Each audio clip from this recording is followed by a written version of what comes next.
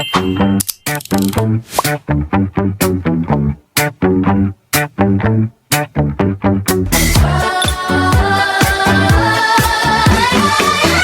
playing hard to get, like the shit doesn't stay. See, I just wanna talk to you, but I wanna know your name. Всичко около мен е крейзи. Общежитието ми в момента е надолу с главата и аз трябва да оправя абсолютно всичко, защото утре се местя, така че нека го направим заедно. Окей? Окей.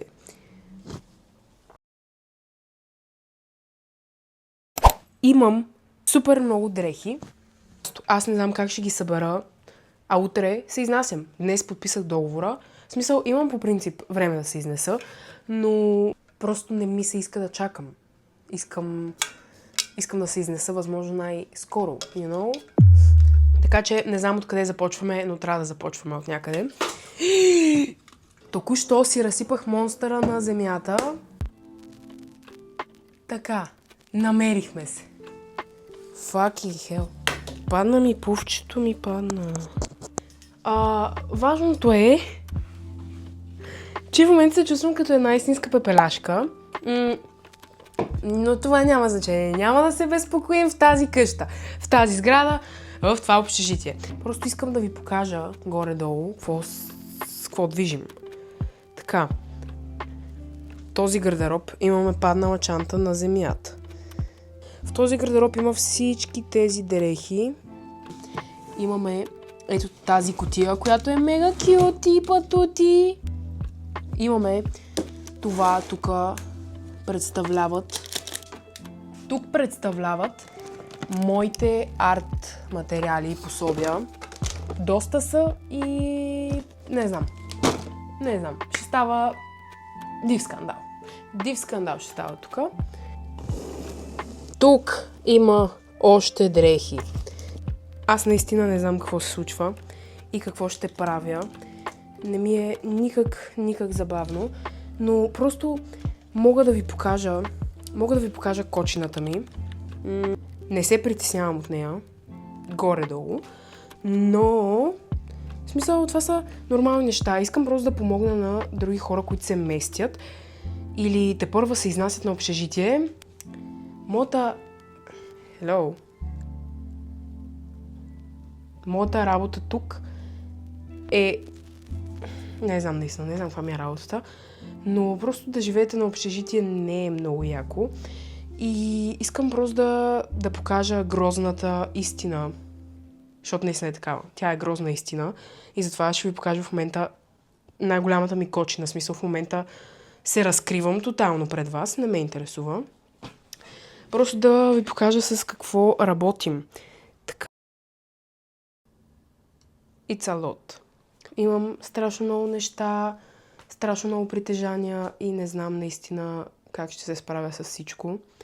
Не знам и откъде започна, но започваме пакетиране. И първо трябва да се преоблека, защото цял ден съм била навън и не съм яла нищо. Така че взела съм си ядене, взела съм си салатка, но първо искам да си направя по-важните неща, да си седна на бюрото и да си хапна, да си пусна Love Island и да чилвам. Окей. Бай! Лошото е, че нямам абсолютно никакъв план и абсолютно никаква представа какво трябва да изнеса и какво да не изнасям. Защото, here's the fucking catch, окей? Аз съм си платила найма за общежитието до края на август месец. Обаче така се случи, че намерих тази невероятна, прекрасна, невероятно удобна, красива, малка, компактна квартирка. И реално ми се наложи да се изнеса. Но, тук става проблема. Аз хубаво мога да седя до края на август тук в общежитието, обаче не искам просто да пакетирам нещо и да го изнеса, да го занеса в квартирата, което после да ми потара тук, защото аз няма да спя още утре в квартирата ми най-вероятно, защото нямам абсолютно нищо за там. И просто не искам да сложа нещо, дето не трябва. И видях един TikTok, в който, в смисъл с някакви трикове, хакове и така нататък, като се мести човек някъде, да си пакетира един сак, примерно една раница с най-необходимото за вечерта. Да кажем, нали, четка за зъби, дожигел, такива неща за къпане, дрехи, пижама и така нататък. Но това е за хора, които се изнасят. А за хора, които искат да седят на старото им място, като в моя случай, не знам наистина какво да пакетирам и какво да не. Ще се оправим някакси в този хаос и мизерия. Мисля да започна първо с дрехите.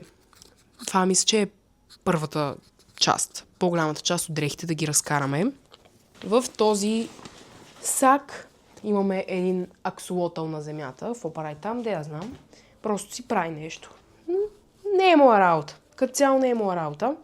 Мамка му, защо не мога да се стегна? Защо не знам къде се намирам? Изобщо не знам къде се намирам. Хич не ми е лесно в момента. И главата ми е просто разпиляна на много места. Така, нека направим един геймплан, окей? Така, какво трябва да изнеса утре? Така нещата, които няма да ми трябват, да ги изнеса утре. Защото, какво говоря изобщо? Аз наистина не знам какво говоря. Така, яко ли е? Да ме гледате отдолу, да ми гледате чорапите, мръсните чорапи. Ще се върна, когато се върна.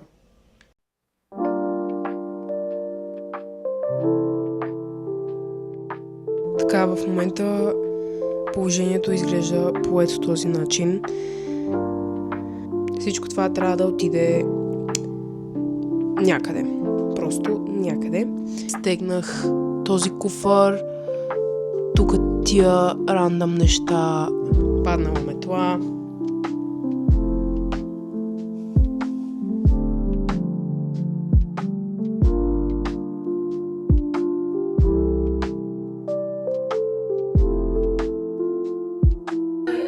This is so beautiful. I'm so glad I get to talk to Melanie.